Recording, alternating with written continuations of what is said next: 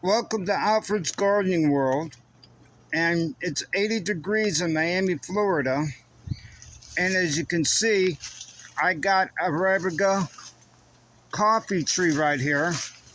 The red berries are ready to pick, and the green ones aren't. It's very labor intensive, and you can actually see why they only grow them in South America because you got to pick them by hand.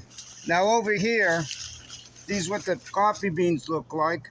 You dry them out for a day, you roast them, and you ground them.